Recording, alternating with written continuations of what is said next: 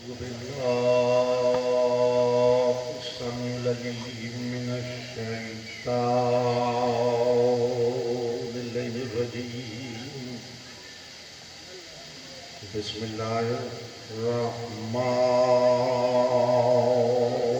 الرحيم. الحمد لله الذي هدانا لهذا وما كنا لنهتدي لولا أن هدانا الله. لقد جاءت رسل ربنا بالحق والصلاة والسلام على أصل ما في الوجود. سر الله في كل موجود نقطة دائرة الوجود. صاحب لواء الحمد والمقام المحمود أبي القاسم محمد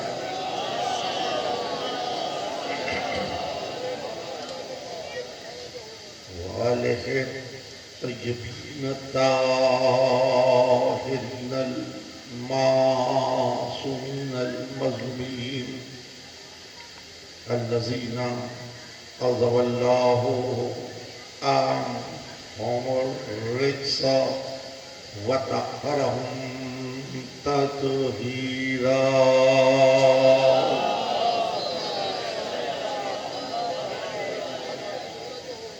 ما بعد وقد قال الله سبحانه وتعالى في محكم كتابه الحكيم وهو أصدق الصادقين. بسم الله الرحمن الرحيم. تبارك الذي نزل الفرقان على عبده ليكون للعالمين نذيرا.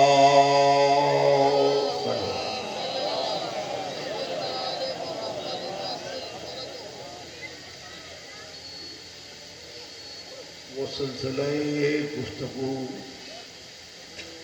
جو ماہ محرم کی اول تاریخ کو شروع ہوا تھا آج تکملے کی منزل پر پہنچ رہا ہے. میں شکر گزار ہوں کہ آپ حضرات نے میری مجھ بیانی کو اپنے دل و دماغ میں جگہ دینے کی صحیح فہم کی اور اس کیفیت اطمینان کو پاتا ہوں کہ کہیں نہ کہیں زندگی کے کسی موڑ پر کوئی نقطہ آپ کے لیے دفتر بن جائے گا. مکالمہ تو مہم ہے اور اس مکالمے کے تسلسل کو سلامت رکھنا چاہیے، لیکن اس مقام پر رک کے کہتا ہوں کہ زندگی سخت ہو جائے لیکن یہ مکالمہ ایسا ہے کہ یہ تمام نہیں ہوگا، اور جب تک مکالمہ جاری رہے گا سفر حیات بھی جاری رہے گا.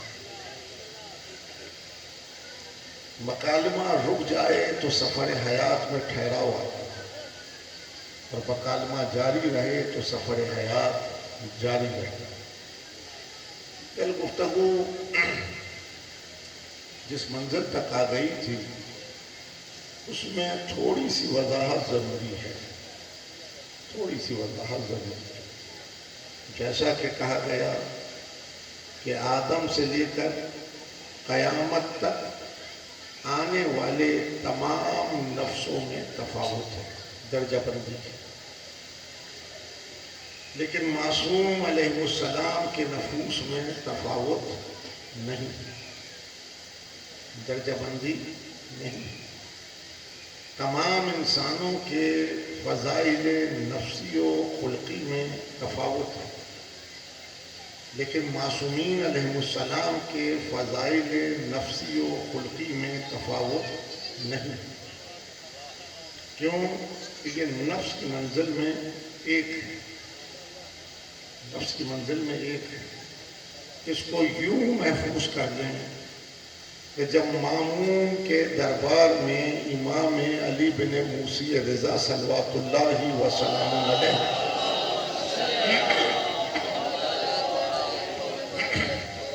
طلب کیا گیا اور امام نے دربار میں قدم رکھا، تو مامون نے سر اٹھاتے ہوئے کہا کہ اے علی بن موسی رضا، آپ کو اس امر پہ فخر ہے کہ آپ اپنا آنا کی منزل پہ فائز ہیں، یعنی فرزند رسول ہیں، فرزند رسول ہیں، تو ضمنی طور پر یہ بات بھی محفوظ ہے کہ جب بنو امیہ کا خاتمہ ہوا اور بنو عباس تخت اقتدار کی جانب قدم بڑھا رہے تھے، تو وہ اسی نعرے کے ساتھ تخت اقتدار کی جانب قدم بڑھا رہے تھے کہ ہم بھی فرزند رسول ہیں، ہم بھی اولاد رسول ہیں۔ اور آج دربار میں مامون نے یہ مکالمہ قائم کر کر کیا چاہا کہ اے علی بن موسی رضا، آپ کو اس امر پہ فخر ہے کہ آپ ابنانا کی منزل پہ فائز ہیں۔ اس مکالمے کو قائم کر کے مامون نے معصوم کی برابری کا دعویٰ کرنا چاہا کہ آپ بھی اولاد رسول ہیں اور ہم بھی اولاد رسول ہیں۔ امام نے مامون کی آنکھوں میں آنکھیں ڈال دی اور مامون کی آنکھوں میں آنکھیں ڈال کے برجستہ کہا، ہمیں قطعاً اس امر پہ فخر نہیں کہ ہم ابنانا کی منزل پہ فائز ہیں، ہمیں فخر اس امر پر ہے کہ ہم انفسنا کی منزل پر فائز ہیں، ہمیں فخر اس منزل پر ہے کہ ہم انفسنا کی منزل پر فائز ہیں۔ یعنی آغاز میں نفس محمد ہے تو اوسط میں بھی نفس محمد ہے، آخر میں بھی نفس محمد ہے۔ اب حدیث سمجھ میں آ جائے گی کہ اولنا محمد و اوسطنا محمد و آخرنا محمد و کلنا محمد، کلنا۔ تو فضائل نفسی و خلقی میں معصومین میں تفاوت نہیں، جس کے لیے پانچویں امام محمد باقر صلوات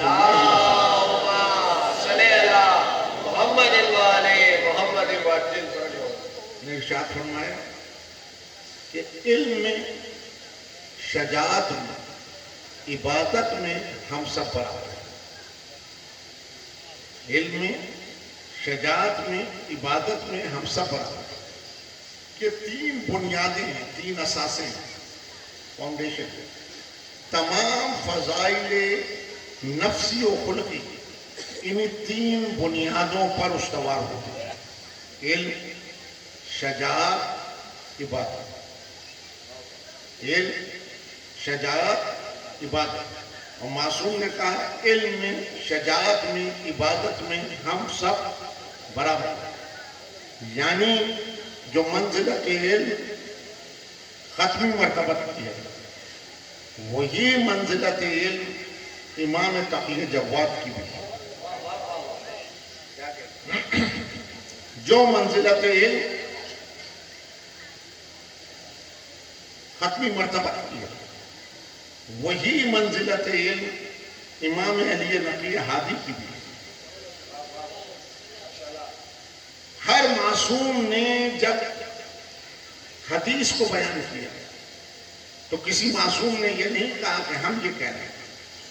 ہر معصوم نے حدیث کو روایت کیا تو تسلسل کو بیان کرتے ہوئے کہا ان جدی ان ابی، ہمارے جد نے یہ کہا، ہمارے والد گرامی نے یہ کہا۔ ہر معصوم نے حدیث کو متصل کیا ختمی مرتبہ سے لے جائے، ختمی مرتبہ سے لے جائے۔ تو یہی سبب ہے، یہی سبب ہے کہ ہر چند کی قوتیں کار فرما تھی، قوتیں کار فرما تھی، طاقت کار فرما تھی، اقتدار کی پشپناہی کار فرما تھی، لیکن کسی راوی نے یہ نہیں کہا کہ ان جدی نبی، ہمارے جد نے یہ کہا، ہمارے باپ نے یہ کہا۔ اور یہی سبب ہے کہ سیر کی جتنی کتابیں ہیں ان میں اور آپ کے یہاں تخصیص یہی ہے کہ وہاں روایت غیر مانوس راستے سے آتی ہے اور آپ کے پاس روایت مانوس راستے سے آتی ہے۔ وہاں روایت غیر مانوس راستے سے آتی ہے یا روایت مانوس راستے سے آتی ہے۔ یعنی پوچھنے والے نے پوچھا دین کی بنیادیں کیا ہیں؟ دین کی بنیادیں کیا ہیں؟ تو راوی نے روایت کی، بخاری میں موجود ہے، راوی نے روایت کی بنیۃ الاسلام الخمسہ، دین کی بنیادیں 5 ہیں، دین کی بنیادیں 5 ہیں، نماز ہو، روزہ ہو، حج ہو، زکوٰۃ ہو، لا الہ الا اللہ۔ نماز ہو، روزہ ہو، حج ہو، زکوٰۃ ہو، لا الہ الا اللہ۔ اب کافی میں حدیث موجود ہے، معصوم سے پوچھا گیا کہ دین کی بنیادیں کیا ہیں؟ معصوم نے کہا کہ دین کی بنیادیں 5 ہیں، دین کی بنیادیں 5 ہیں، نماز ہو، روزہ ہو، حج ہو، زکوٰۃ ہو، ولایہ۔ اب اس پہ کوئی بحث نہیں ہے، کوئی تبصرہ نہیں ہے اس وقت۔ وہاں راوی نے لا الہ الا اللہ رکھا اور یا معصوم نے کہا ولایہ، معصوم نے کہا ولایہ، یعنی سب کچھ مراحل طے ہوئے، نماز ہو، روزہ ہو، حج ہو، زکوٰۃ ہو، لا الہ الا اللہ، اور معصوم نے کہا نماز ہو، روزہ ہو، حج ہو، زکوٰۃ ہو، ولایہ۔ مجھے نہیں معلوم، میں اس بحث میں اس وقت جانا ہی نہیں چاہتا کہ روایت کی صورت کیا ہے، لیکن کم از کم یہ بات تو سمجھ میں آ رہی ہے کہ وہاں راوی کا مزاج ولایت کے سلسلے میں ناسازگار تھا، وہاں راوی کا مزاج ولایت کے سلسلے میں ناسازگار تھا، لیکن میں پھر بھی کیفیت شکر پر ہوں کہ وہ ولایت کے مقابل میں لایا بھی تو کیا لایا؟ لا الہ الا اللہ۔ ولایت کے مقابل میں لایا بھی تو کیا لایا؟ لا الہ الا اللہ۔ اب آیت آپ سب کو ازبر ہے متن عربی کے ساتھ، میں تو صرف آپ کی حضوری کے اندر ایک وضاحت رکھ رہا ہوں۔ انما ولیکم اللہ وَرَسُولُهُ وَالَّذِينَ آمَنُوا الَّذِينَ يُقِيمُونَ الصَّلَاةَ وَيُؤْتُونَ الزَّكَاةَ وَهُمْ رَاكِعُونَ۔ اللہ ولی ہے، رسول ولی ہے، وہ مومن ولی جو حالت رکوع میں زکوٰۃ دیتا ہے۔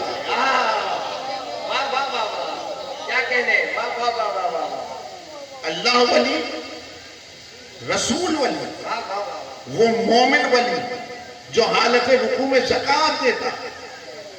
اب تفاسیر کے حاشیے جا کے پڑھیے، ایک ہی نام سب نے تحریر کیا، لیکن میں یہاں مکالمہ کر رہا ہوں کہ وہاں ولایت کے سلسلے میں راوی کا مزاج ناسازگار تھا، تو وہ ولایت کے مقابل میں کیا لایا؟ لا الہ الا اللہ۔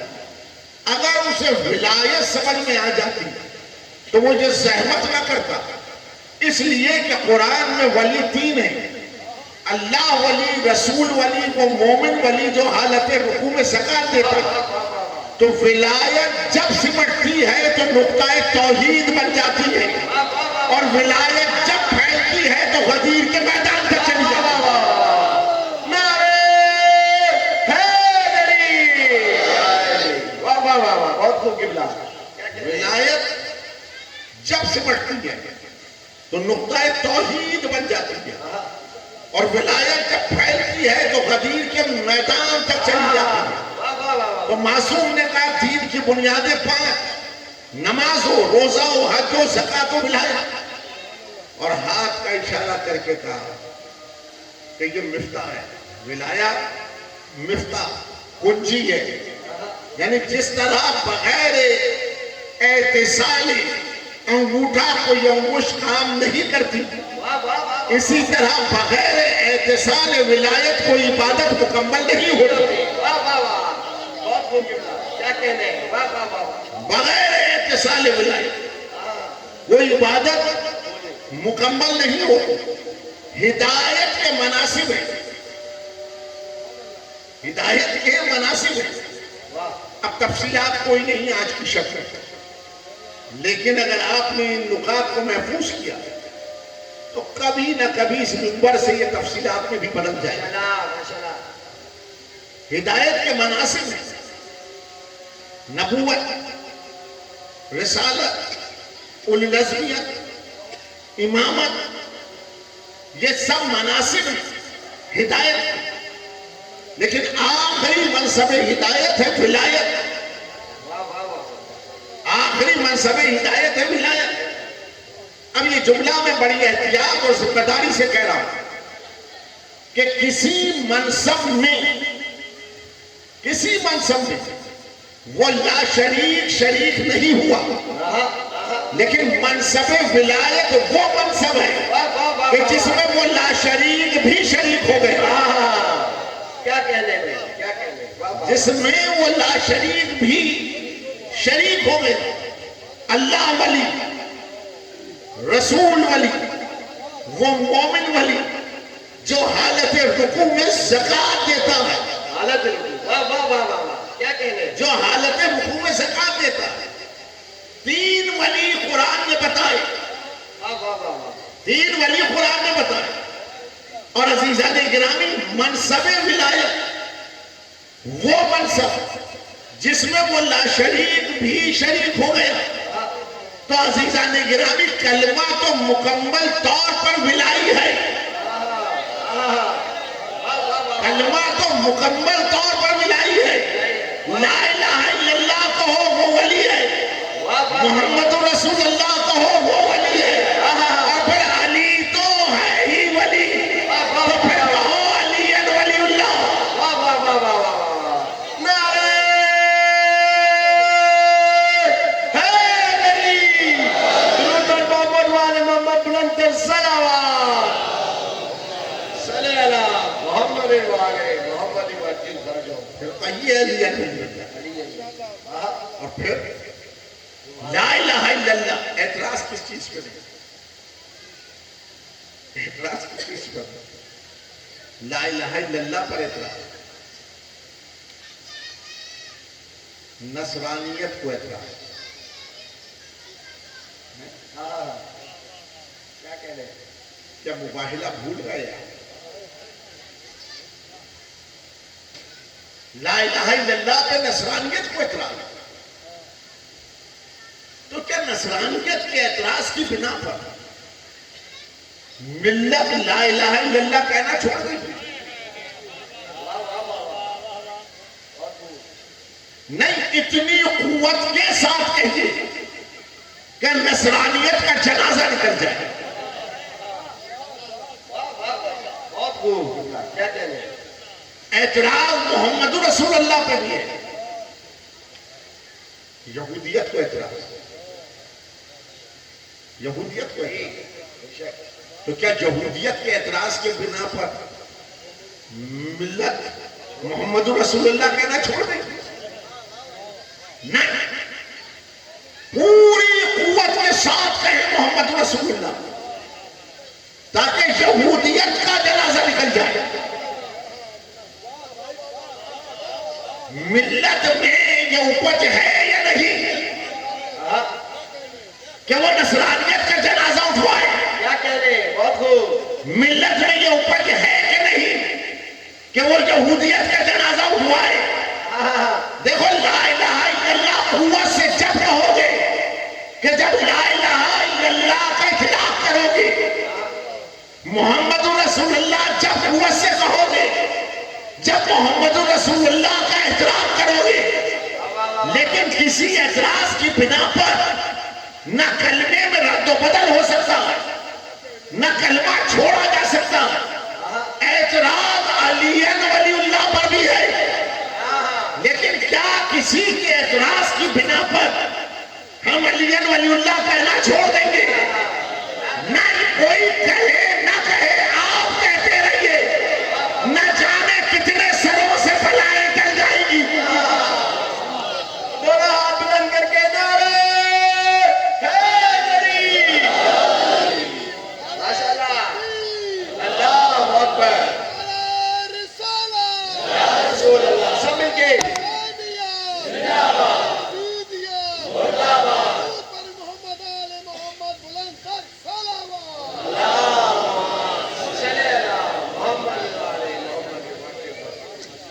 میرے عزیز معصومین آئینہ، معصومین آئینہ تا صبح قیامت آنے والے آخری انسان کے لیے آئینہ.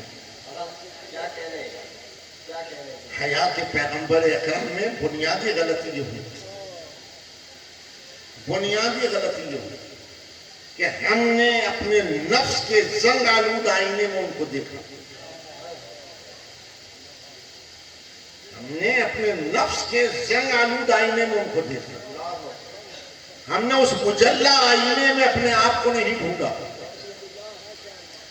اگر ہم اس مجلہ آئینے میں اپنے آپ کو ڈھونڈ لیتے تو ہمارے نفس کے نقائص دور ہوتے چلے جاتے، ہمارے نفس کے نقائص دور ہوتے چلے جاتے. کیا آیت یاد نہیں ملت کو کہ لَقَدْ كَانَ لَكُمْ فِي رَسُولِ اللَّهِ أُسْوَةٌ حَسَنَةٌ. رسول کے اسوہ حسنہ میں تمہاری زندگی پنہا ہے، رسول کے اسوہ حسنہ میں تمہاری زندگی پنہا ہے. تو بنیادی غلطی یہ ہوئی کہ ہم نے ان کی حیات کو اپنے زنگ آلود آئینے میں دیکھا.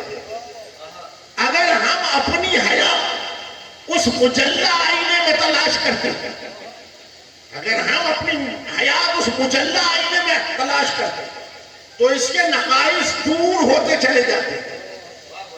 ایک مکالمہ کہتا ہوں شاید کے سینے میں اتر جائے. حیات گیسوئے پریشان بکھرائے کھڑی ہے. اگر حیات اپنے گیسوئے پریشان سنوارنا چاہتی ہے تو اس کے لیے جو آئینہ ہے اس آئینے کو ختمی مرتبت کہتے ہیں. اس آئینے کو ختمی مرتبت کہتے ہیں. اور آئینے سے آئینے بنے، آئینے سے آئینے بنے. لیکن عزیزوں آئینے تو 14 بنے، لیکن جلوہ سب میں ایک ہی نظر آیا. جلوہ سب میں ایک ہی نظر آیا. اگر اس آئینے میں حیات کو ڈھونڈو گے تو حیات نقطہ وحدت پر آ کر قیام پذیر ہو جائے گی. اگر اس حیات میں، اس آئینے میں حیات کو ڈھونڈو گے تو حیات نقطہ وحدت پر آ کر قیام پذیر ہو جائے گی. اور جب حیات نقطہ وحدت پر آ کر قیام پذیر ہو جائے تو وہیں اساس و بنیاد دین مل جائے گی. وہیں اساس و بنیاد دین مل جائے گی. اب سورہ شورا کی آیت کو پڑھیے، لیکن اس آیت کو پڑھنے سے پہلے یہ مکالمہ پیش نگاہ رہے کہ ذات خاتم النبی خلاصہ انبیاء ہے. ذات خاتم النبی خلاصہ انبیاء اور ختمی مرتبت میں سورہ شورا میں کیا مانگا؟ رسالت کا اجر مانگا، تنا اپنی نہیں، 1,24,000 نبوتوں کا اجر ختمی مرتبت مانگ رہے ہیں واہ واہ واہ واہ کہ قُلْ لَا أَسْأَلُكُمْ عَلَيْهِ أَجْرًا إِلَّا الْمَوَدَّةَ فِي الْقُرْبَى، واہ واہ واہ واہ میں تم سے کوئی اجر نہیں مانگتا، میں تم سے کوئی اجر نہیں مانگتا، الا سوا اس کے کہ میرے قربا کی مودت کو، میری قربا کی مودت کو اپنے نفس میں قیام پذیر کرو۔ جس نفس میں قربا کی مودت قیام پذیر ہو جائے اس نفس کا آئینہ مجلہ ہو جاتا ہے۔ بہت خوب یہ طویل مضمون ہے، شاید سہولت سے پہنچ جائے۔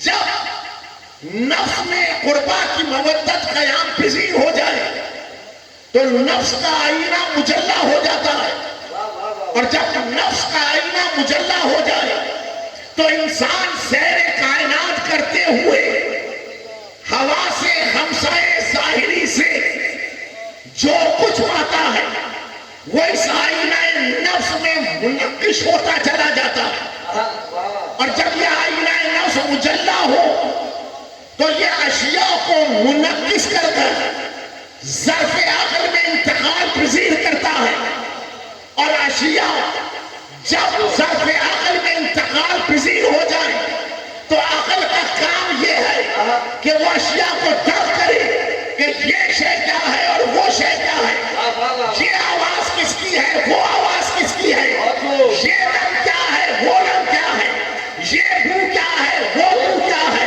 یہ ذائقہ کیا ہے، وہ ذائقہ کیا ہے۔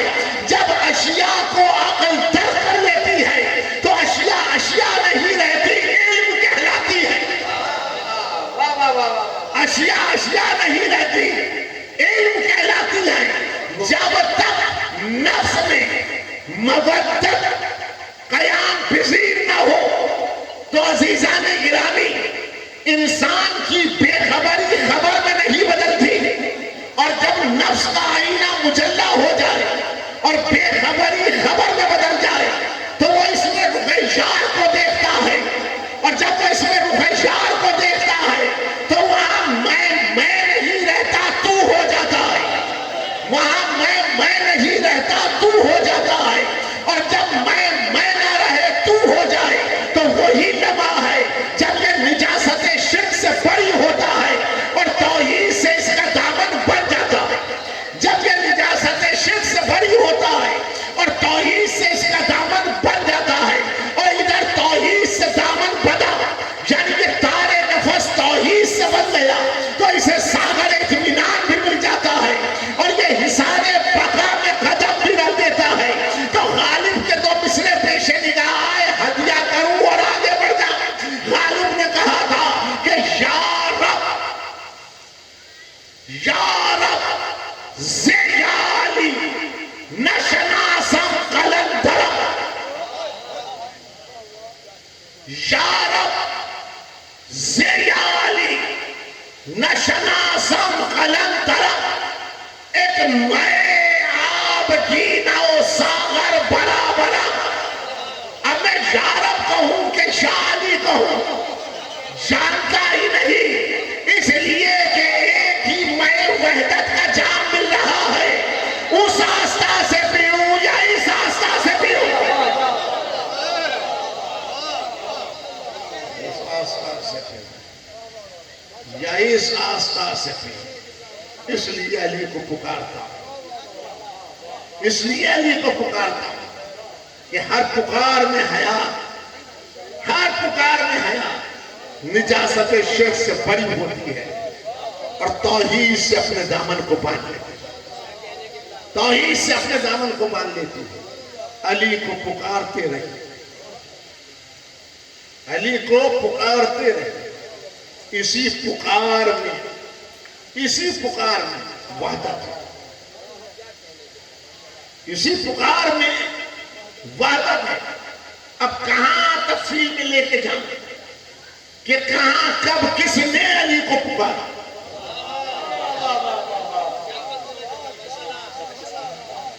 کہاں کب کس نے علی کو پکارا. میں نے کوئی ورق نہیں الٹا، لیکن میرے مکالمے میں اوراق آپ نے الٹ دیے، اس لیے کہ اس فرش کی حرارت یہ ہے کہ یہ فرش اتنا حرارت دیتا ہے کہ جہاں بیٹھنے والا دفتر کے دفتر لے کے بیٹھتا ہے اور ادھر نام آیا ادھر اوراق الٹتے چلے جاتے ہیں اور ادھر اوراق الٹتے چلے جائے، شک یقین میں بدلتا چلا جاتا.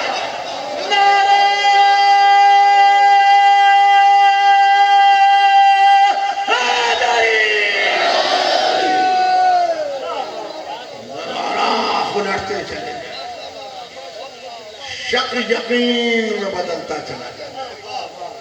جسے نعمت یقین چاہیے وہ اس فرش کی حرارت کو حاصل کرے، اس فرش کی حرارت کو حاصل کرے. بے یقین نارا یقین.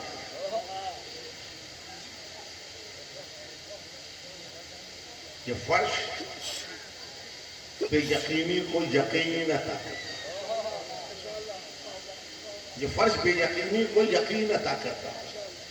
پھر زبان لا الہ الا اللہ نہیں کہتی، بدن میں دوڑنے والے لہو کے ذرات لا الہ الا اللہ. بدن میں دوڑنے والے لہو کے ذرات لا الہ الا اللہ. ان کے زیر تیغ گوید لا الہ اکبر اللہ اکبر. ان کے زیر تیغ گوید لا الہ، ان کے از خونش براید لا الہ. پھر اس کے لہو کی ایک ایک بوند لا الہ الا اللہ شہید، ایک ایک بوند لا الہ الا اللہ پہ شہید. تو میرے عزیز، اس نفس کے آئینے کو مجلہ کر دیں جس میں یہ مودت قیام پذیر ہو گئی، اس کے نفس کا آئینہ مجلہ ہو جائے. اور جس کے نفس کا آئینہ مجلہ ہو جائے وہ 1000 سجدے نہیں، ایک سجدہ کرے اور راہ بقا کو پائے. ایک سجدہ کرے راہ بقا کو. 1000 برس اپنے قبلہ گاہی کا مکالمہ ہدیہ کرتا. حضرت علامہ رشید ترابی علیہ اللہ مقامہ 1000 برس شک کے ساتھ جینے سے بہتر ہے. 1000 برس شک کے ساتھ جینے سے بہتر ہے یقین کی ایک نیند سو جاؤ. واہ واہ واہ واہ، کیا کہنے کے لیے، بہت خوب. 1000 برس شک کے ساتھ جینے سے بہتر ہے کہ یقین کی ایک نیند سو جاؤ. ایک قدم آگے بڑھاؤ، زنجیر شک ٹوٹ کر نعمت یقین مل جائے. ایک قدم آگے بڑھاؤ، زنجیر شک ٹوٹ کر نعمت یقین مل جائے. یہ مجلسیں جہاں جہاں برپا ہو، جہاں جہاں برپا ہو رہی ہیں، یہ فقط مدارج نفس انسان کو بلند کرنے کا دوسرا نام ہے. یہ فقط مدارج نفس انسان کو بلند کرنے کا دوسرا نام ہے. اور جوں مدارج نفس انسان بلند ہوتے ہیں، جوں مدارج نفس انسان بلند ہوتے ہیں، اس کا درجہ علم بلند ہو جاتا ہے. اس کا درجہ علم بلند ہو جاتا ہے. 2 برس قبل اسی منبر سے میں نے کہا کہ جب درجہ علم بلند ہوتا ہے تو آسمان بلند ہوتا ہے. اسی منبر سے 2 برس پہلے کہ جب درجہ علم بلند ہوتا تو آسمان بلند ہوتا. جب یہ مکالمہ میں ادا کرتا ہوں زمانہ حیرت زدہ ہو جاتا ہے کہ آسمان کیسے بلند ہو گئے. اس لیے کہ کلمہ پڑھنے والا تو اس نیلی چھتری کو ہی آسمان سمجھ پائے. بہت خوب قبلہ، سلامت رہے. کیا کہنے، اس نیلی چھتری کو آسمان سمجھ. واہ واہ. کل شب کی گفتگو کا مکالمہ یاد ہے، ایک عالم نہیں ایسے 1000 عالم. ایک گلیکسی نہیں ہے، کیا کہنے ایسی ہزارہ گلیکسی، واہ واہ واہ ہزارہ گلیکسی۔ جو جو درجہ علم بلند ہوگا آپ کا آسمان بلند ہو جائے گا، آپ کا آسمان بلند ہو جائے گا۔ اقبال نے بہت پہلے کہا ستاروں سے آگے جہاں اور بھی، ستاروں سے آگے جہاں اور بھی ہیں، ابھی عشق کے امتحان اور بھی۔ بہت خوب کیا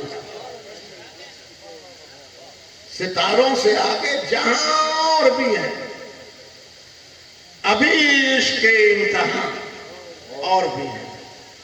ہر وہ راستہ جو اندھیرے سے نکال کر روشنی میں لے جائے، ملوکیت اسے دیوانگی کا راستہ ہے، ملوکیت اسے پاگل پن کا راستہ ہے۔ اس سے حرفی لفظ کو ملوکیت زدہ اذہان نے اتنا ماتوب بنایا، اتنا ماتوب بنایا کہ کلمہ پڑھنے والا زبان پہ لاتے ہوئے ہچکچانے لگا، ہچکچانے لگا۔ لیکن میں نے ہمیشہ کہا کہ اس قافلے کو فرقہ نہیں کہتے، کیا کہنے اس قافلے کو مذہب نہیں کہتے، یہ عشاق کا قافلہ ہے،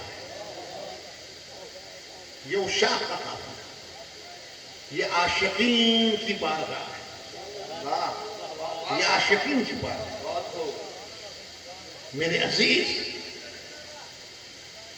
مقام لطیف ہے، مقام لطیف ہے، عشق دیوانگی نہیں، عشق پاگل پن نہیں، عشق بے خبری نہیں، مجبور عشق نہیں کرتا، صاحب اختیار عشق کرتا، صاحب عشق اختیار عشق کرتا۔ یہ ضمنی بات آئی تو اب تشنا نہ رہے، آئندہ برس تک کے لیے اس مقام کو محفوظ کریں، محفوظ کریں۔ نوجوانوں سے مخاطب ہیں، اپنے بچوں سے مخاطب ہیں، طلباء سے مخاطب ہیں۔ میر کے دو مصرے ہدیہ کرتا ہوں، شاید کہ طویل مضمون سہولت سے آپ تک پہنچ جائے۔ حضرت میر تقی میر غزل کے دو مصرے، میر نے کہا عشق کی رہ گزر نہ چل، خبر ہے شرط، عشق کے راستے پر نہ ہو، اس کے لیے خبر ضروری ہے۔ اصطلاحات تو سمجھ گئے نا، بے خبری جہل، خبریں۔ اس راستے پہ بے خبر نہیں آتا، باخبر آتا، اس لیے کہ یہ عشاق کا راستہ، یہ عاشقین کی بارگاہ، عشق کی رہ گزر نہ چل، خبر ہے شرط۔ دوسرا مصرع، اول گام ترک سر ہے شک،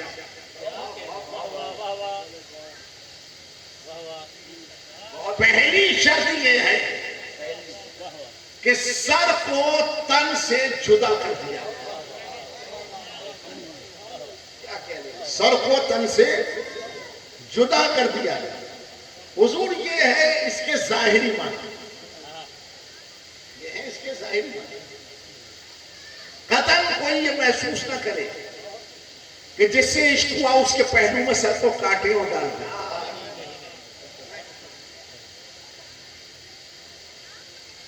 یہ ہے ظاہری معنی۔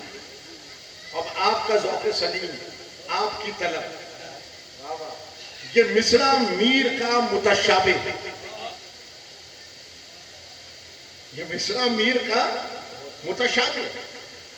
آپ اسے اس فرش پہ بیٹھ کے محکم بنائیں، متشابہ، محکم، دو اصطلاحات صرف کی۔ دیکھیے گھنٹوں کا سفر لمحوں میں طے کرتے ہیں۔ قرآن کے طویل مباحث متشابہات پر مبنی ہیں، قلیل مضامین محکمات پر مبنی۔ حدیث میں بھی محکم و متشابہ، قول معصوم میں بھی محکم و متشابہ، قول عارف میں بھی محکم و متشابہ، لیکن یاد رکھیں کوئی متشابہ سدا متشابہ نہیں رہتا، کسی نہ کسی منزل پہ جا کے محکم ہو جاتا، لیکن سب کے لیے نہیں۔ جس کی قوت دارکا منزل عرفان کو چھوئے اس کے لیے وہ متشابہ محکم ہو جاتا، اس کے لیے وہ متشابہ محکم ہو جاتا۔ اب میں تو خود مشکل میں آ گیا، لیکن آپ کو سمجھاؤں، بسم اللہ اکبر ماشاءاللہ، معلم ہونے کی حیثیت سے سمجھاؤں گا۔ کمرہ جماعت میں اگر معلم تقسیہ پر آ جائے اور وہ میتھمیٹیشین ہے، ریاضی کا استاد، ریاضی کا استاد کلیہ فارمولا طلبہ کو سمجھانا چاہتا ہے، وہ کلیہ معلم کے لیے محکم ہے، کلیہ معلم کے لیے محکم، اس لیے کہ معلم اس کلیے کے تمام اوامر و نواہی سے آگاہ،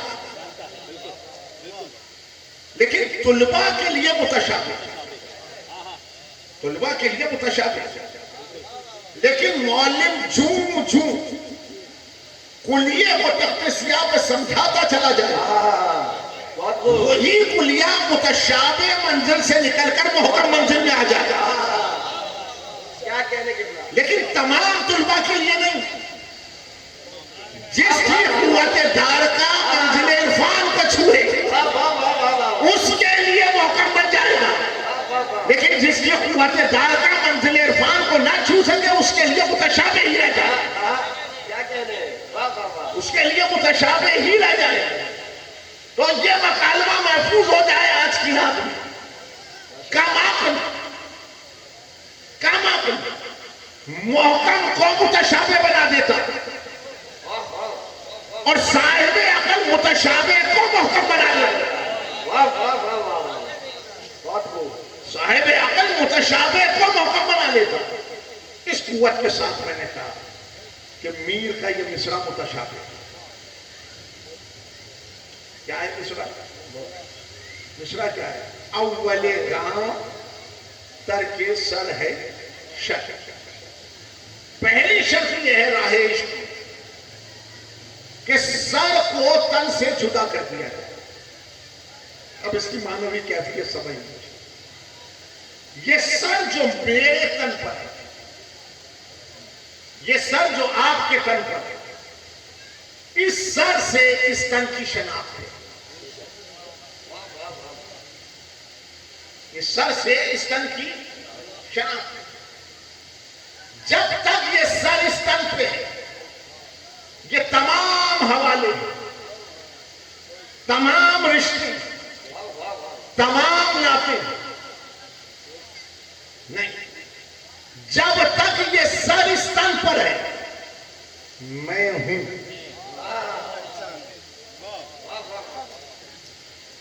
یہ سر نہیں میں بھی نہیں۔ اب مصرع سمجھ میں آیا؟ کیا کہنے، اول گام ترک سر ہے شک، عاشق وہ جو سر میں کو قلم کر دے، واہ واہ واہ واہ، بہت خوب، عاشق وہ جو سر میں کو قلم کر دے، جو میں کے ساتھ حرکت و سکون کو بجا لائے، وہ آلودگی شرک میں گرفتار ہو جاتا ہے، لیکن جو میں کے سر کو قلم کرے اور للہیت کے ساتھ حرکت و سکون کو بجا لائے وہ موحد ہو جاتا ہے۔ تو میرے عزیز، عاشق مشرک نہیں ہوتا، توحید پرست ہوتا ہے۔ واہ واہ واہ واہ واہ، عاشق مشرک نہیں ہوتا، توحید پرست ہوتا ہے۔ اس لیے اس قافلے کو شوق کا قافلہ کہتا ہوں، عاشقین کا قافلہ کہتا ہوں، کہ انہوں نے ایک لفظ کہنا سیکھا اور وہ لفظ ہے حسین۔ جب حسین کہتے ہیں تو سر میں کو قلم کر دیتے ہیں، واہ واہ واہ، اور جب سر میں قلم ہوتا ہے تو نجاست شرک سے بری ہوتے ہیں، توحید سے دامن باندھ لیتے ہیں۔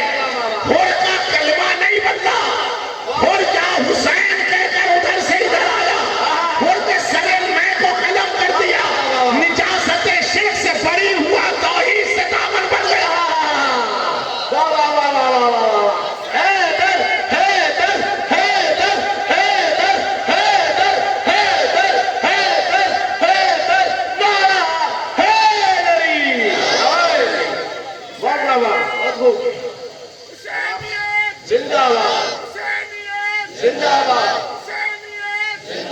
جواب دے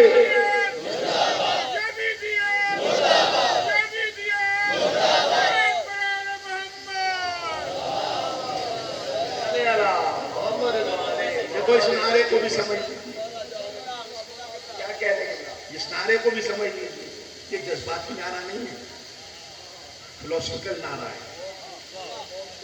فلسفیکل نعرہ ہے۔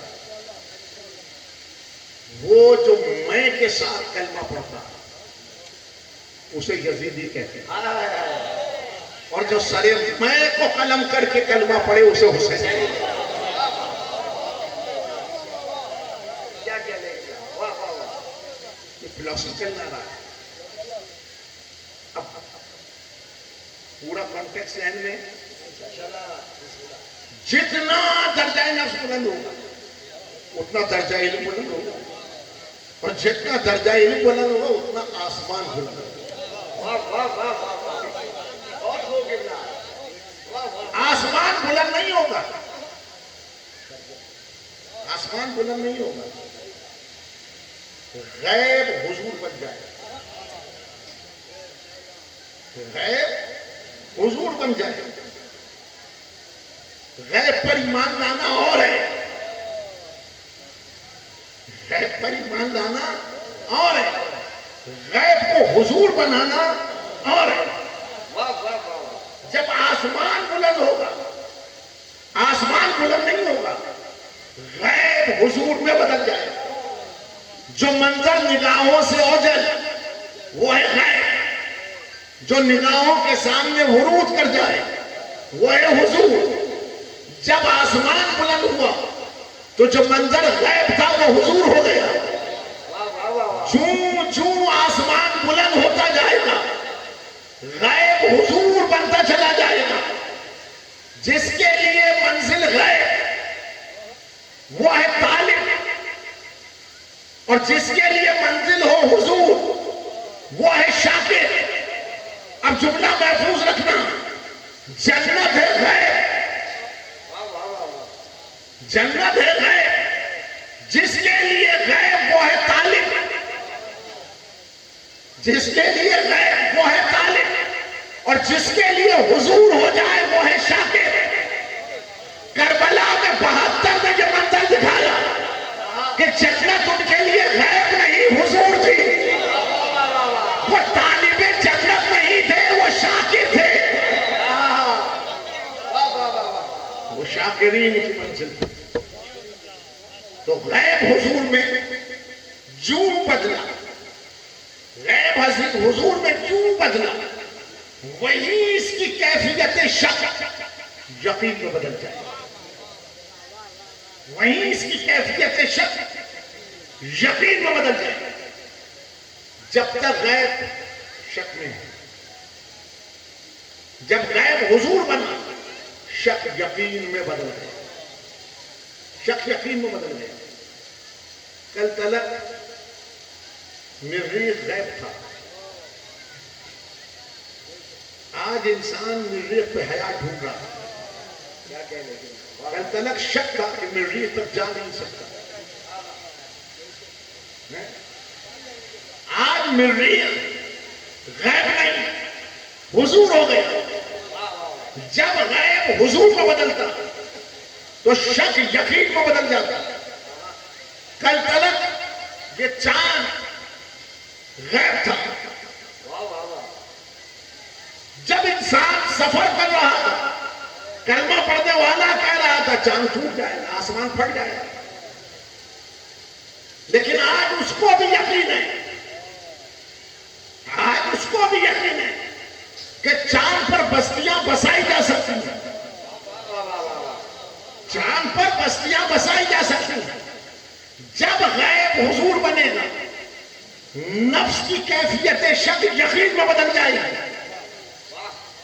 نفس کی کیفیت شک یقین میں بدل جائے گی۔ زبان دین میں نفس کی کیفیت شک کا یقین میں بدل جانا ایمان کہلاتا ہے۔ بہت بہت اب جس نے ایک سانس طلب علم کے ساتھ نہ کھینچا ہو وہ موروثیت میں دعوی ایمان کرے گا. جس نے سانس طلب علم کے ساتھ نہ کھینچا وہ غیب کو حضور نہیں بنا سکے. وہ زنجیر شک کو توڑ کر نعمت یقین کو نہیں پا سکے.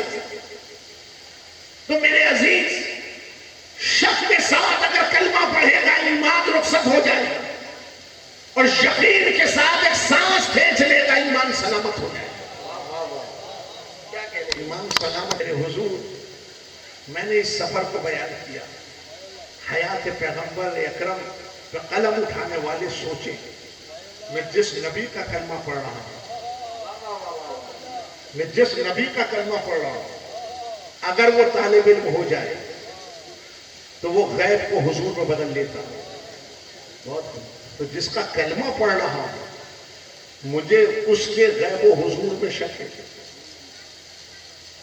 مجھے اس کے غیب و حضور میں شک ہے. میرے حضور، جس نبی کا میں کلمہ پڑھ رہا ہوں وہ رحمت للعالمین ہے. وہ رحمت للعالمین ہے. خالق رب العالمین، محبوب کو بنایا رحمت للعالمین.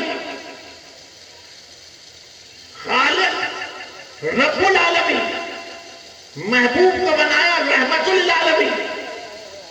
اب جہاں تک اس کا تصرف ہے وہاں تک ان کا تصرف ہے.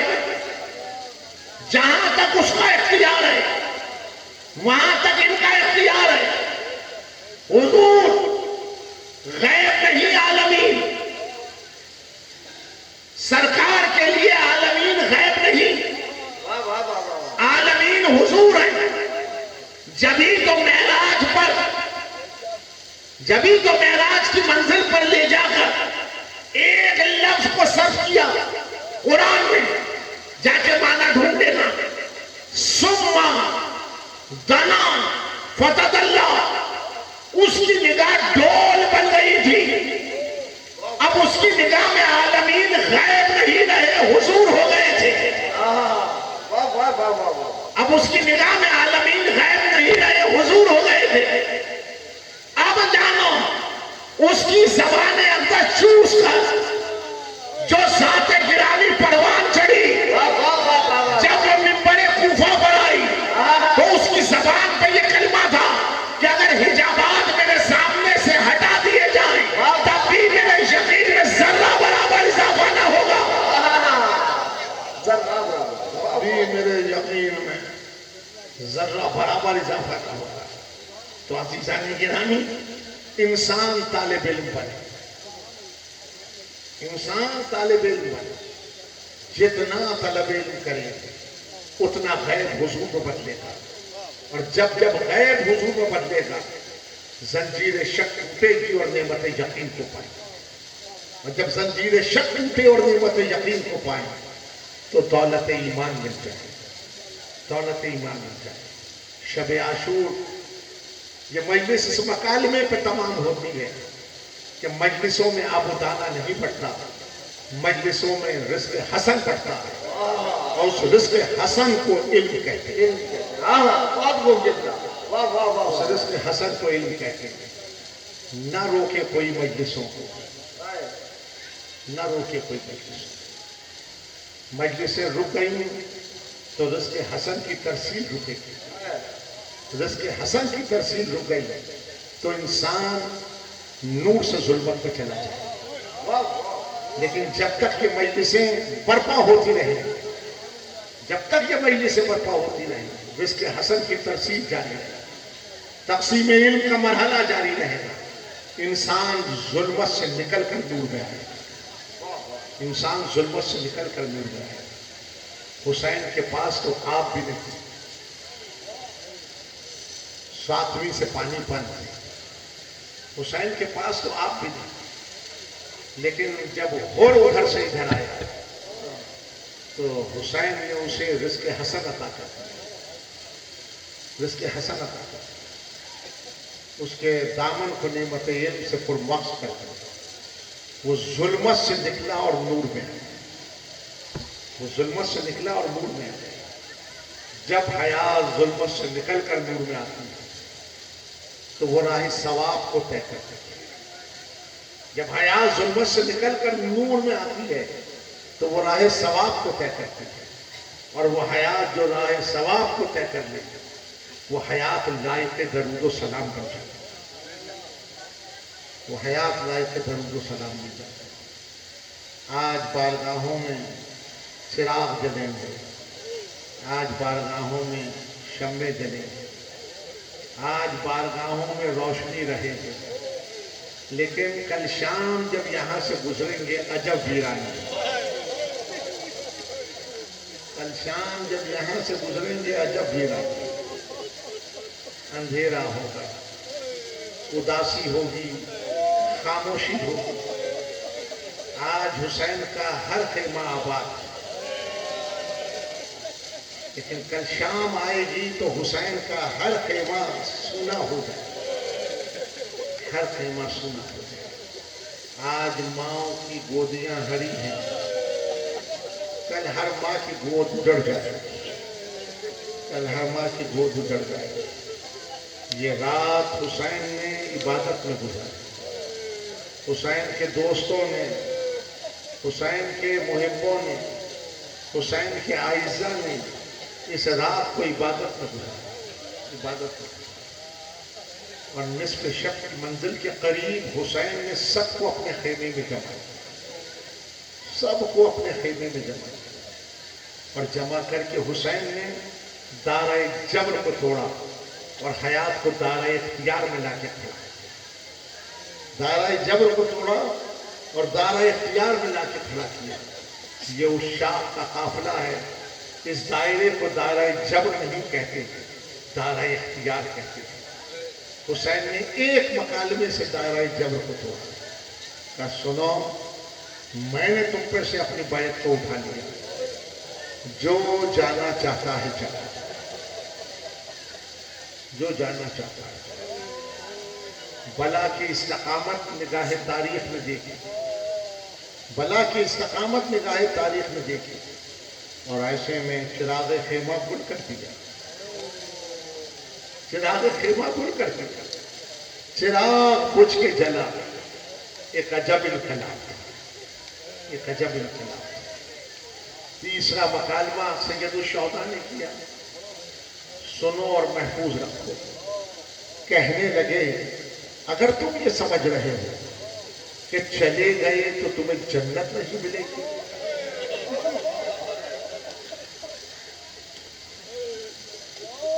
میں فرزند زہرا تم سے وعدہ کر رہا ہوں، جنت تمہارا حق ہے وہ برقرار ہے، جنت تمہارا حق ہے وہ برقرار ہے۔ اب بھی کسی کے قدموں میں جنبش نہیں۔ تو امام نے مقام فخر پہ کہا اتنی بڑی جماعت نہ میرے نانا کو ملی، نہ میرے بابا کو ملی، نہ میرے بھائی کو ملی، جتنی بڑی جماعت مجھ کو ملی۔ ان کے آئینے میں اپنی زندگی کو ڈھونڈو۔ ایک آئینے نے 14 آئینے بنائے، جلوہ ایک ہی نظر آتا۔ ان کے آئینے میں اپنی زندگی کو ڈھونڈو۔ اب بھی کسی کے قدموں میں جنبش نہ تھی۔ حسین مقام فخر پہ ان کا قصیدہ پڑھ رہے تھے۔ اصحاب حسین کی استقامت نے بتایا مولا وہ مکالمہ امیر المومنین کی زبان پر کہ نہ میں جنت کے لالچ میں سجدہ کرتا ہوں، نہ جہنم کے خوف سے سجدہ کرتا ہوں، اسے لائق سجدہ جان کے سجدہ کرتا ہوں۔ اور یہ منزل اصحاب حسین کی ہے۔ اس استقامت نے بتایا مولا نہ جنت کے لالچ میں بیٹھے، نہ جہنم کے خوف سے، اسے لائق عبادت جان کے بیٹھے، اسے لائق عبادت جان کے بیٹھے۔ یہ وہ منزل آئی، یہ وہ مقام آیا کہ زمانے کے امام نے ان پہ سلام بھیجا، زمانے کے امام نے ان کو سلام بھیجا۔ تا صبح قیامت زمانے کے امام کا سلام ہے اصحاب حسین، زمانے کے امام کا سلام ہے اصحاب حسین۔ یہ منزل شب عاشور حسین نے یہ اوج حیات کو شب عاشور حسین نے دیا، اور اس کے بعد ہر ایک مصروف تھا، ہر ایک مصروف تھا۔ حسین خیمے سے نکلے، حسین خیمے سے نکلے، آہستہ آہستہ صحرا کی جانب چلے، قدموں کی آہٹ کو سنا، رکے اور رک کے کہا کون آتا ہے، کون آتا ہے؟ کانوں میں دھیمی سی آواز آئی، ہلکی سی آواز آئی، بابا آپ کے سینے پہ سونے والے۔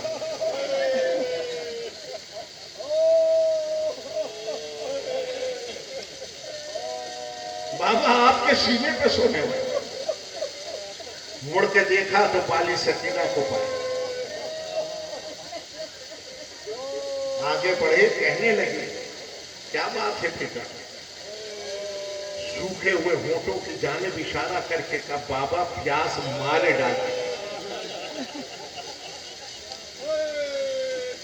بابا پیاس مارے ڈال رہی ہے۔ امام آگے بڑھے، بچی کے بازو کو تھاما، صحرا میں چل گام چلے، ایک ٹھوکر زمین پہ ماری، چشمہ آب ابل رہا،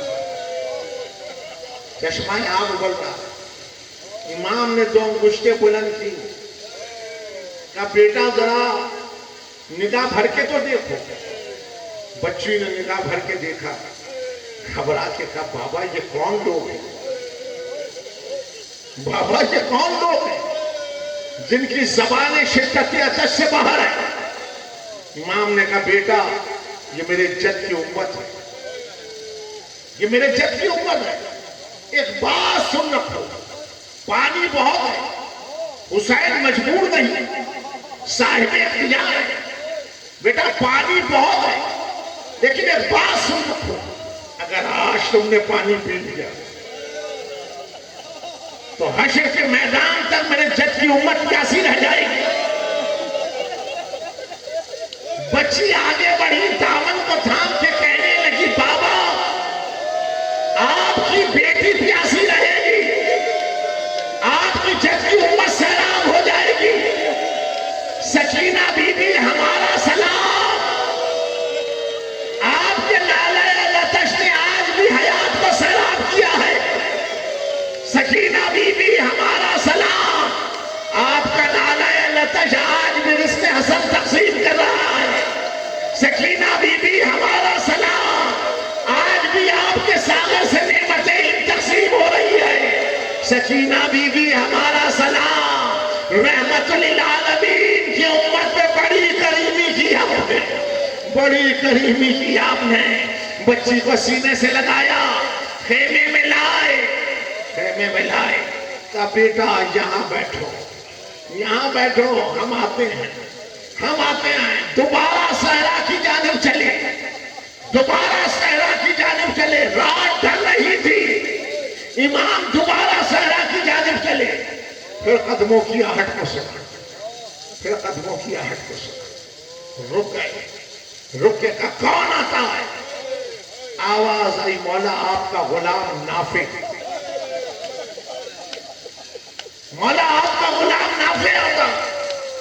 مڑے اور مڑ کے کہا ہلال، ہلال بن نافع کو مخاطب کر کے کہا کیوں آئے ہو؟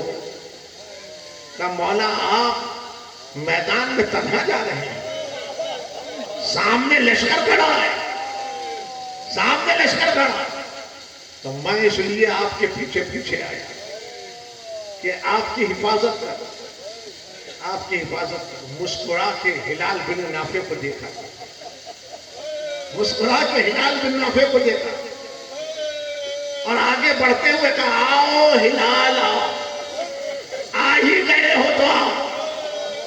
اب ہلال بن نافع کہتا ہے چلتے جاتے تھے، پتھر ہٹاتے جاتے تھے، کنکر چنتے جاتے تھے، خار چنتے جاتے تھے۔ ہلال نے کہا مولا کیا کر رہے ہیں؟ کہا کل یہی تو میرے سپاہی گریں گے، کل یہی تو میرے سپاہی گریں گے، میں اس لیے کنکر چن رہا ہوں، میں اس لیے خار ہٹا رہا ہوں کہ کسی کو تکلیف نہ ہو، کسی کو ایزا نہ ہو. چلتے چلتے رکے, کہنے لگے ہلال یہ وہ مقام ہے جہاں میرے بچپنے کا دوست حبیب سوئے. ہلال یہ وہ مقام ہے جہاں حافظ گریں گے. ہلال یہ وہ منزل آ گئی جہاں غلام جان اپنی جان کا نذرانہ پیش کرے گا. اور آگے بڑھے اور آگے بڑھے, کہنے لگے ہلال یہ منزل تمہاری آئی, ہلال یہ مقام تمہارا آیا. اور آگے بڑھے, ہلال یہ منزل وہ ہے جہاں سعید 90 برس کی عمر میں تیروں کو سینے پہ روک کے سو جائے گا. تیروں کو سینے پہ روک کے سو جائے گا. کچھ دیر رکے, کچھ دیر رکے, پھر آگے بڑھے کہ سعید آؤ دیکھو یہ وہ مقام ہے جہاں بہن کے چمن کے پھول کملا جائیں گے, جہاں انو محمد گریں گے. صحیح یہ وہ منزل ہے جہاں بھائی کی نشانی ٹکڑے ٹکڑے ہو جائے گی. سعید یہ وہ مقام ہے جہاں میں ہاتھوں میں بچے کو لاؤں اور سوال آپ کروں تیرے ستم کا نشانہ بن جائے گا. اور آگے بڑھے کہ سعید یہ مقام دیکھ رہے ہو یہاں میرے بھائی کے بازو کٹیں گے, یہاں میرے بھائی کے بازو کٹیں گے. سعید وہ فرات کے کنارے میرا علمدار سو جائے گا, میرا علمدار سو جائے گا. اور اس کے بعد کہنے لگے سعید تم یہاں ٹھہرو ہم ابھی آتے ہیں. سعید تم یہاں ٹھہرو ہم ابھی آتے ہیں. اور ایک مرتبہ ہلال بن نافع کہتا ہے, ہلال بن نافع کہتا ہے کہ مولا نے کہا ہلال تم یہاں ٹھہرو ہم ابھی آتے ہیں. اور ہلال کہتا میں نے دیکھا امام آہستہ آہستہ نشیب کی جانب چلے.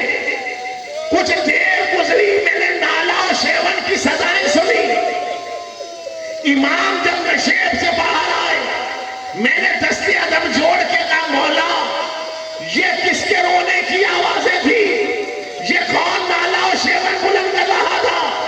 آگے بڑھے اور ہلال کے کاندھوں پہ ہاتھ رکھ دیا. ہلال پہچانا نہیں یہ میری ماں فاطمہ زہرا مقتل کی زمین بالوں سے صاف کر رہی ہے, مقتل کی زمین بالوں سے صاف کر رہی ہے. کہہ رہی ہے پروردگار بڑے نازوں سے پالا ہے, پروردگار بڑے نازوں سے پالا ہے. یوں شب عاشور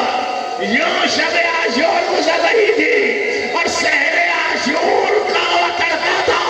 امام نے موزن کو ہٹا کر گلدستہ اعظم پہ علی اکبر کو لا کے کھڑا کیا اور علی اکبر نے تکبیر بلند کی. اللہ اکبر. تاریخ میں 2 اذانیں ہیں, تاریخ میں 2 اذانیں ہیں جنہوں نے آل محمد کے سینہ کو چیر دیا. ایک اذان کوفے میں 19ویں ماہ رمضان کے سحر علی نے دی اور ایک اذان صبح عاشور علی اکبر نے دی.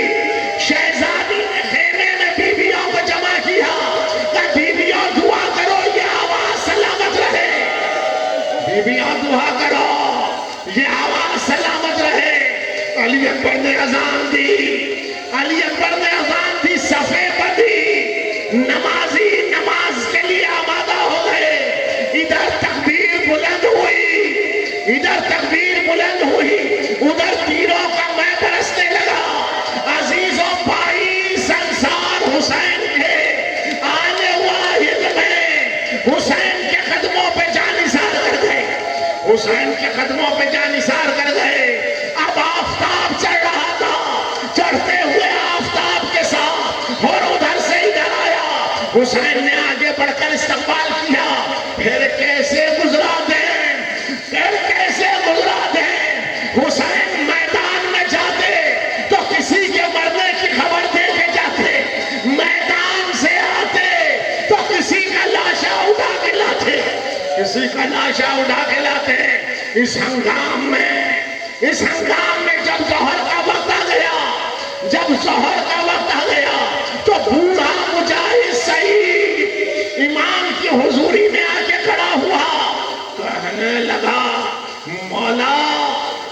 جی چاہتا ہے آخری نماز آپ کی امامت میں ادا ہو جائے، آخری نماز آپ کی امامت میں ادا ہو جائے۔ امام نے نگاہ بھر کے سعید کو دیکھا، کہنے لگے سعید خوشا نصیب۔ جب وقت میں نماز کو یاد کیا، حکم دیا جماعت کا اہتمام کرو، جماعت کا اہتمام کرو۔ صفیں جڑ گئی اور آفتاب تمازن برسا رہا تھا، زمین کرب و بلا آگ برسا اڑل رہی تھی، اور ایسے میں جب تکبیر بلند ہوئی تو مقاتل نے لکھا کہ تیروں کا میں برسنے لگا، تیروں کی برسات ہونے لگی۔ ہمارے ساتھ پکارا، ہمارے ساتھ پکارا، جلد جلد حسین کو ذبح کرو، اگر حسین نے نماز پڑھ دی تو میرا لشکر منقلب ہو جائے گا۔ لیکن ادھر تیر برس رہے تھے، ادھر سعید حضوری امامت میں آ کے کھڑے ہو گئے، سعید حضوری امامت میں آ کے کھڑے ہو گئے۔ 90 برس کا سن تھا سعید کا، بوڑھی پسلیوں پہ تیروں کو روکا کیے، اور امام نے جب نماز کو تمام کیا اور آغوش امامت میں گرے تو سعید کا پہلا سوال یہ تھا، مولا اتنا بتا دیجئے کیا میری نماز ہو گئی؟ مولا اتنا بتا دیجئے کیا میری نماز ہو گئی؟ امام نے کہا سعید، روئے زمین پر ایسی نماز کسی نے نہیں پڑھی جیسی تم نے پڑھی ہے۔ اور پھر کہا سعید سنو، سعید سنو بھائی، تمہارا رتبہ و منصب یہ ہے کہ تم جنت میں ہمارے آگے آگے چلتے ہوں گے، تم جنت میں ہمارے آگے آگے چلتے ہوں گے۔ ابھی یہ گفتگو تھی، سعید نے لڑکھڑاتی ہوئی زبان سے کہا مولا میں اپنے آپ کو جب منزل کیف میں پاتا ہوں، کہو سعید کیا بات ہے؟ کہنے لگا مولا کوئی میری پیشانی پہ ہاتھ رکھے ہے، کوئی میرا داہنا بازو دبا رہا ہے، کوئی میرا بایاں بازو دبا رہا ہے، مولا میں کسی کو قدموں پہ پاتا ہوں۔ امام نے سعید کے سینے پہ ہاتھ رکھا، کہنے لگے سعید وہ جو پیشانی پہ ہاتھ رکھے ہیں وہ میرے نانا محمد مصطفیٰ ہیں، وہ میرے نانا محمد مصطفیٰ ہیں، وہ جو تمہارا داہنا بازو دبا رہے ہیں وہ میرے بابا علی مرتضیٰ ہیں، وہ جو تمہارا بایاں بازو دبا رہے ہیں وہ میرے بھائی حسن مشتبہ ہیں۔ اور جھکتے ہوئے کہا سعید اگر زحمت نہ ہو تو ذرا ان قدموں کو سمیٹ لے۔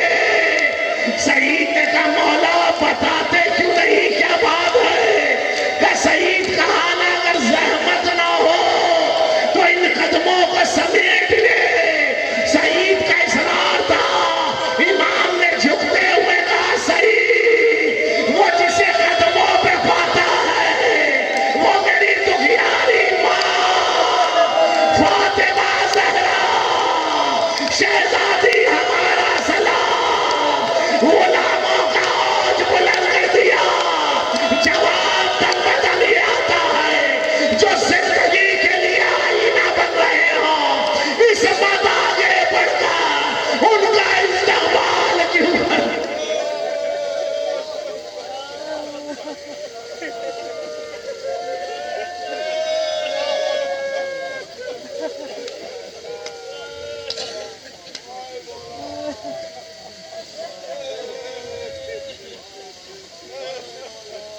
آسوا ہے، شب عاشور ہے، کوئی دعا ہم نہیں کرتے سوائے اس دعا کے کہ پروردگار کوئی غم نہ دے سوائے غم حسین،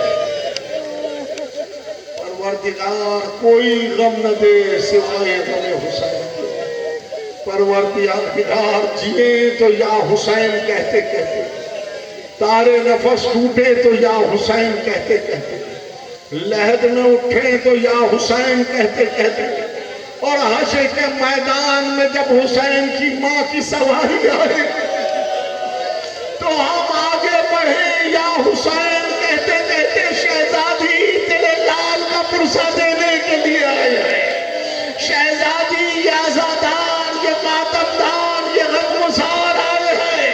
شہزادی، ان کا پرسہ اپنی بارگاہ میں قبول کر لیجیے۔ ماتم حسین، حسین،